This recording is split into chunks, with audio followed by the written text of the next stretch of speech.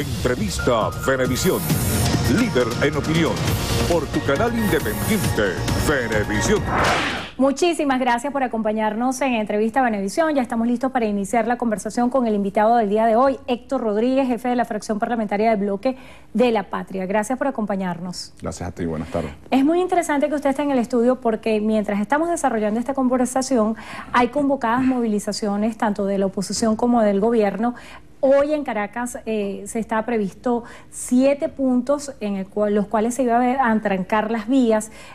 La máxima es una sola: exigir las atribuciones al Parlamento, remover a magistrados y un exhorto para que haya elecciones. Este es el planteamiento básico que hace la oposición venezolana. Yo quisiera que usted me hablara acerca de cuál es la posición que tienen ustedes acerca de estas demandas que hace la oposición venezolana. Bueno, y también hay una marcha del chavismo, ¿no? También, dije Senda, se supone que usted debe responder lo del otro. Y yo creo que esa es la muestra de una democracia vigente. Ojalá esas ambas marchas, ambas concentraciones, ambas movilizaciones sean una muestra de paz, de tranquilidad, y no terminen en violencia, no terminen en guarimba, como yo creo un pequeño sector de la oposición venezolana quiere, como llevarnos de nuevo a la guarimba, a la violencia. No creo que sean la mayoría de los sectores que hoy son oposición, creo que es una minoría, pero que la mayoría de los venezolanos, chavistas y opositores que queremos la paz, tenemos que obligar a ese pequeño sector que odia, que es violento, a que no nos imponga esa forma violenta de hacer política. Creo que es natural que en democracia existan diferentes enfoques, distintas formas de ver las cosas. Ha pasado en el pasado, valga la redundancia, pasa hoy y va a seguir pasando mañana. Ahora, el debate es cómo administramos esas diferencias. Si es en el marco de la Constitución, de la paz, del diálogo, del respeto, o si es degollando, liquidando, como se atrevió a alguien decir sobre los magistrados. En Venezuela hay plena democracia, a pesar de que un sector de la oposición venezolana dice que no, es contradictorio. Yo lo decía ayer en la Asamblea Nacional, ver a un diputado escribir: hay un golpe de Estado en Venezuela, y el siguiente tuit poner: mañana voy a validar por mi partido. O ver a un partido decir: hay un golpe de Estado, y al día siguiente dar una rueda de prensa presentando a su candidato presidencial. Es decir, yo creo que la oposición tiene que empezar a ser más coherente. El hecho de que hoy existan 2 manifestaciones, que ayer se haya dado ese debate en la Asamblea Nacional, que haya contradicciones entre poderes y se tengan que debatir esas contradicciones, que los partidos validen sus firmas, que los partidos presenten sus candidatos a gobernador presidencial, es la mayor muestra de que hay una plena democracia. Hay una democracia donde hay debate. Así son las democracias, con debates, con discusiones, con distintos enfoques. Por eso es que ayer decíamos que lo que estaba planteando la Asamblea Nacional es un golpe de Estado parlamentario. Ellos no pueden, no tienen, la Constitución es bien clara en el artículo 265, donde dice cómo, si alguien quiere destituir a un magistrado, lo hace, cuál es la vía, lo activa el poder ciudadano, no lo activa la Asamblea Nacional. Por lo tanto, cada vez que intentan hacer algo en contra de la Constitución, le están dando un golpe a la Constitución, como pasó en el abandono del cargo presidencial, como pasó en el intento de juicio político, como pasó el año pasado cuando destituyeron los magistrados. Yo ayer se decía, son tan contradictorios ustedes que hoy, o ayer, ustedes están tratando de quitar unos magistrados que ustedes quitaron el año pasado. Es decir, tenemos una oposición sin coherencia, y ahí es cuando yo llamo a la racionalidad en el país. Cuando usted menciona lo del golpe de Estado parlamentario, el día de ayer también el vicepresidente del Partido Socialista Unido de Venezuela denunciaba que se estaba gestando un golpe de Estado, y justamente ayer diputados de la Asamblea Nacional consolidaron un acuerdo que fue aprobado por la oposición en el cual se responsabiliza al presidente Maduro de un golpe de Estado a la Constitución.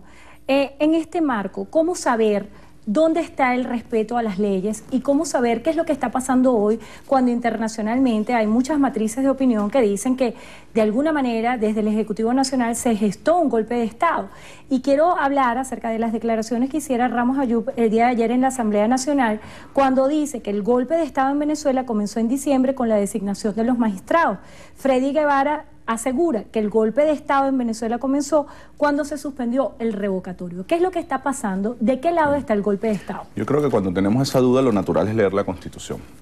Leerla. Yo, por ejemplo, te voy a leer el artículo 265, porque ellos ayer intentaron remover unos magistrados, y el 265 dice cómo se remueven. Dice: los magistrados o magistradas del Tribunal Supremo de Justicia podrán ser removidos o removidas por la Asamblea Nacional mediante una mayoría calificada de las 2/3 partes de sus integrantes, previa audiencia concedida al interesado o interesada, en caso de faltas graves ya calificadas por el Poder Ciudadano y en los términos que la ley establezca. Y cuando tú te vas a la ley, resulta que es un procedimiento que inicia el Poder Ciudadano, que da unos lapsos de consulta, que genera todo un procedimiento y que después al final si la Asamblea Nacional tiene las 2/3 partes, la mayoría calificada, es que puede. Y ellos ayer, por una decisión, quisieron pasar por encima de la Constitución. Entonces ahí se desmonta. Y cuando ves el histórico, cuando ves que es una Asamblea Nacional que trató de utilizar ese poder para usurpar otros poderes y te dice, no, yo voy a declarar el abandono del cargo, pero es que eso no está en la Constitución, no importa, yo lo voy a declarar. No, yo le abro un juicio político al presidente, sí, pero es que tú no le puedes abrir un juicio político, la Constitución no te lo permite, no importa, yo se lo voy a hacer. Porque además han llenado a sus seguidores de un conjunto de expectativas que no pueden cumplir. Desde la misma promesa electoral de que voy a acabar las colas, desde la primera promesa cuando tomas posición, Ramos Ayude, que en 6 meses voy a sacar al presidente, desde tratar de hacer un referéndum falsificando firmas. Es decir, todo eso es parte de la narrativa, de la realidad. ¿Qué recomiendo yo? Que la oposición, primero, le baje 2, agarre mínimo, respete la Constitución y sea sincera. Ellos vienen en una consecutiva engaño y mentira, llevando al pueblo que lo sigue a hacer carne de cañón. Tú hablabas del vicepresidente del partido, bueno, él ayer mostraba en su programa videos que son contundentes, de dirigentes de la oposición, de partidos tradicionales, de militares retirados, planificando cómo bombardear Miraflores, cómo activar una guarimba para que eso signifique algún tipo de intervención extranjera. Es decir, ¿qué más pruebas queremos? Y además, cuando ves el histórico, es un comportamiento reiterado.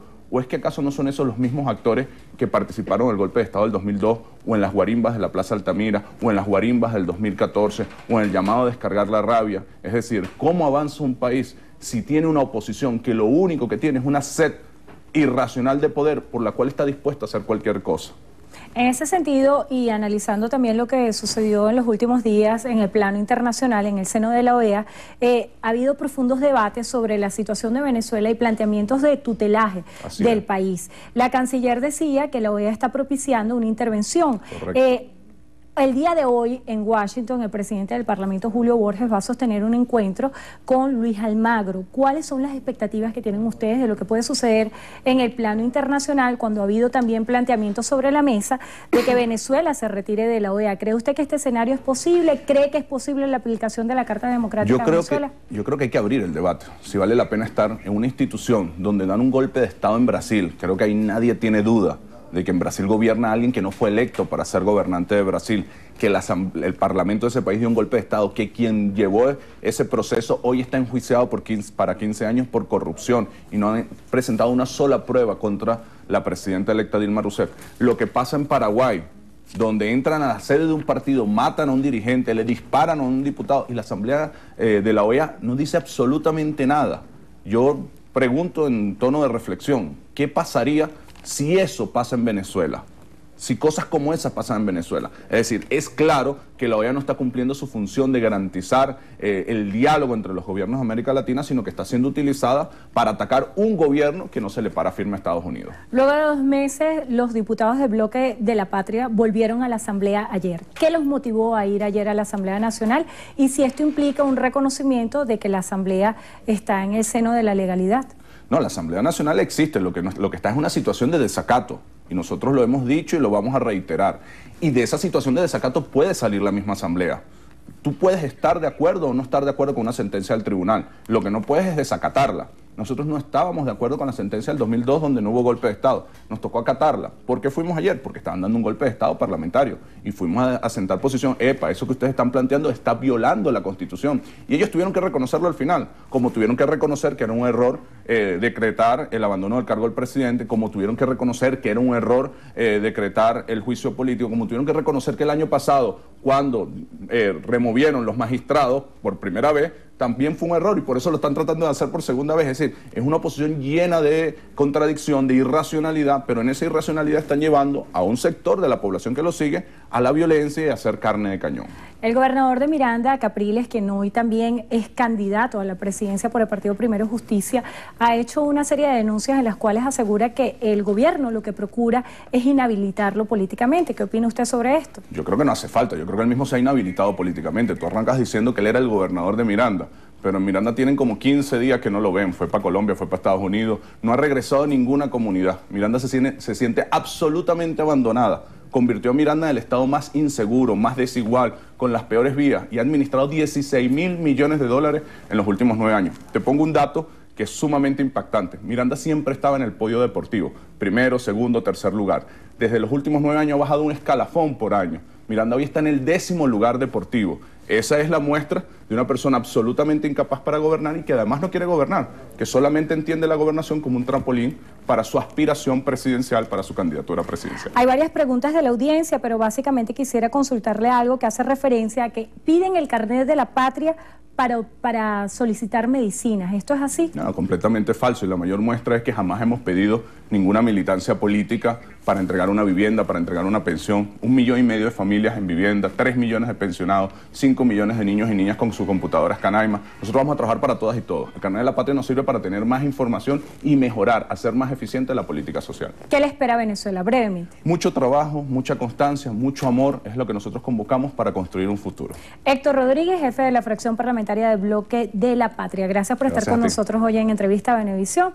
Vamos al corte y ya volvemos con más información para ustedes. Quédense allí con nosotros.